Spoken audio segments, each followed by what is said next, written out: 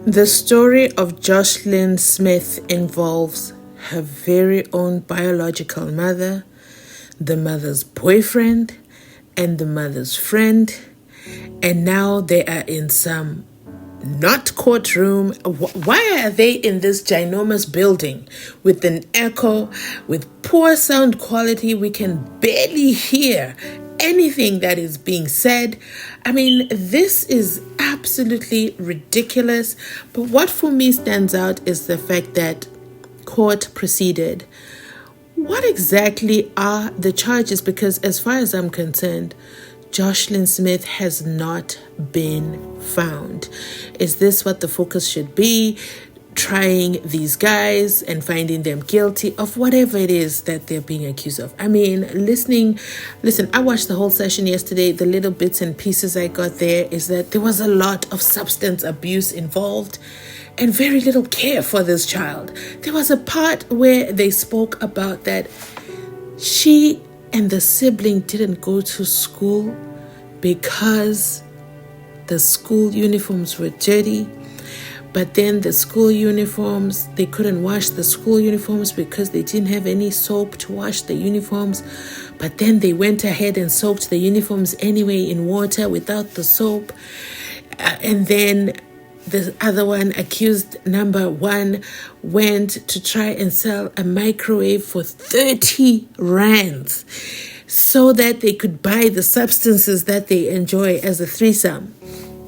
And then it is such a difficult story to follow. Listen, it is alleged that you are innocent until proven guilty, but even the story that they're selling, it just does not make any sense. Like, it's incredible. You have to hear this clip for yourself. By her legal counsel.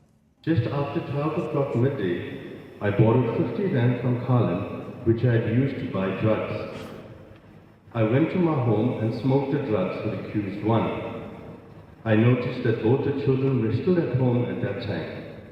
After smoking, I then proceeded back to work, which was at approximately 1 o'clock. Smith says she frantically searched for little JOSHLIN after she realized she was missing. Just before 5 o'clock, I borrowed another 200 rand from Carlin and proceeded to my home. When I got home, accused number one and accused number two were present. I inquired from him or them as to the whereabouts of the children, and they responded by saying that Redfern was by his godfather and that JOSHLIN was playing around.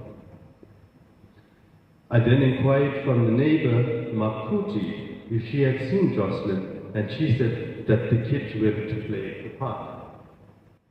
The state says Smith's version of events presented in the plea explanation are not consistent with her initial statement when she reported JOSHLIN's disappearance. There was a mention that when Kelly arrived, she asked for where the child was. And she was told that the Rens, a lady they were smoking deck with, had sent the child to go look, to check on her own child, right, who was sleeping at a house nearby. But in his statement, he does not mention that the Rens was there. I mean, Rens asked the child. She also mentions that Rens was there earlier in the morning and they smoked. In the testimony of the police officers, it's not there. JOSHLIN went missing from the Middle Post informal settlement in Saldanha more than a year ago, and the search to locate her is continuing. So here's what we know. In February 2024, 6-year-old JOSHLIN Smith vanished from her home in Saldanha Bay, South Africa, sparking a nationwide search and an outpouring of community support. Initially, her mother over there, Kelly Smith, garnered sympathy as a distressed parent. Neighbors and volunteers rallied together, scouring the area in hopes of finding young JOSHLIN. However, the case took a shocking turn when Kelly Smith, along with her partner Boeta and his friend Stefano Van Ryn, were arrested and charged with kidnapping and human trafficking. The shock, guys, the shock. The trial has commenced recently, even more shocking, in a sports hall in Saldanha Bay to accommodate the concerned community members eager for justice. Now I'm going to pause right here. I remember when they were in an actual high court, okay, an actual court building where we could actually hear everything transpire. The camera angles could be seen well. This is a ginormous sports center. And I remember when they were in that courtroom, I think it was the prosecutor who had requested an adjournment. Trial couldn't start because they need to find a better location, he said. They need to find a better location that can accommodate the community because the community cannot commute to the High Court, so they have to move things. And this is why it has moved to Saldanha Bay. But my question is, why this ginormous hall? How can there not be a sound system in this ginormousness of a building? But you know what? Let's continue on. Prosecutors alleged that Kelly Smith orchestrated her daughter's abduction in exchange for payment, with plans dating back to August 2023, a whole 18 months prior to when she was actually taken, involuntarily away from her home. This is all alleged at this point, guys, which is why I'm questioning, what is the trial going to prove? Unless, you know what, let's wait to hear the evidence and the witnesses, because at this point it is still a kidnapping. But my main concern, more than anything, I could care less about these adults. My main thing is, where is JOSHLIN? Where is JOSHLIN? That really should be the bigger picture here and the big question. There is a 6-year-old who's turned 7-year-old out there in the world, and nobody can account. Listen, JOSHLIN has very, very, very unique eyes. So she is one little girl that could easily be identified unless they suddenly put contacts in her eyes. I don't know, but I always think about her. And I know I do these videos, I don't get much views on it. That's not going to distract me because this story is heartbreaking. It's devastating. And we still need to know where JOSHLIN Smith is, and her story deserves to be told, which is why I continue to share it. But here's the thing. She disappeared February 2024. We are currently March 2025, which is just over a year ago. And without a trace. She disappeared without a trace. Is she still alive? Was there really an abduction? Was there really an abduction? Was the mother really involved? Was there monetary exchange for little JOSHLIN? Those are questions that I ponder on. But let's continue on.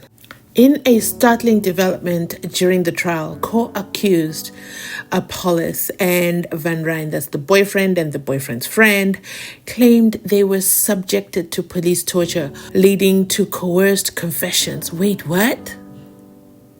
Okay. But where is JOSHLIN? That's the part I need to know. These allegations have raised concerns about the investigation's integrity. Defense attorneys have also challenged the credibility of police testimonies, suggesting inconsistencies in their accounts of the initial investigation. At the beginning as well, when they were doing all the court appearances, they kept on having to postpone the trial. In the beginning, it was, hey, it's not safe. Okay, these people are not safe. So let's postpone. We're still conducting our investigation. Postponed again. I think they postponed 3 times while conducting their investigation.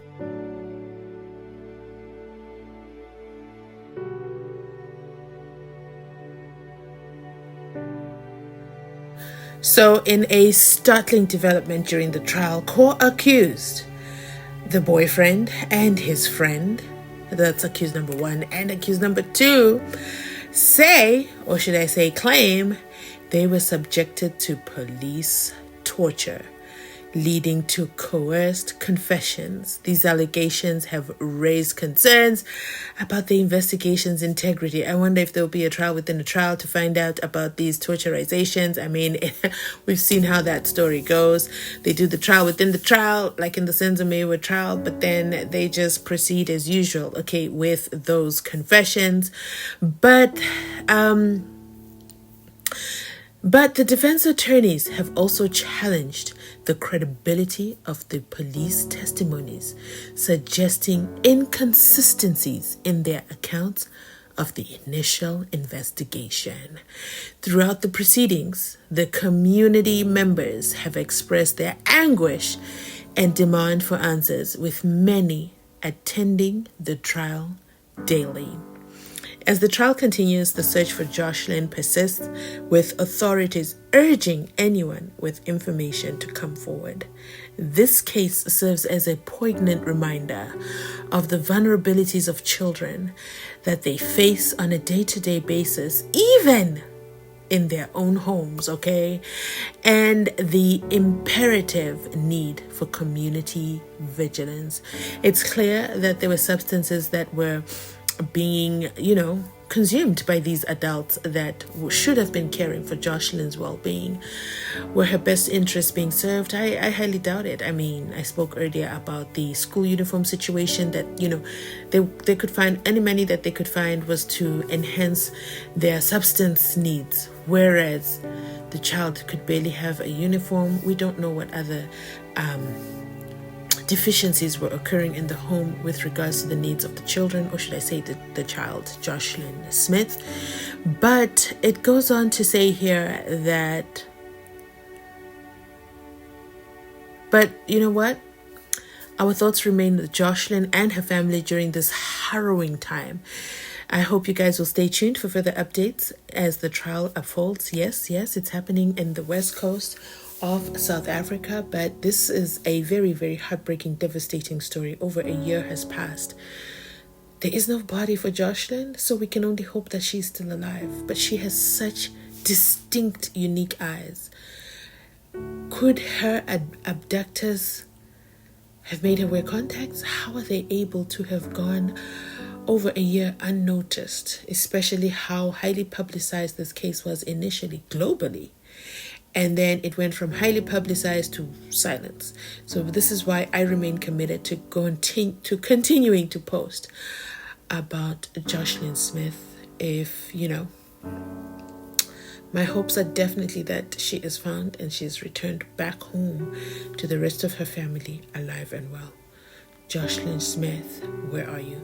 Thanks so much for watching, guys. Please remember to like, comment, and subscribe. Most importantly, share this video so that JOSHLIN's story remains alive, as she is still missing.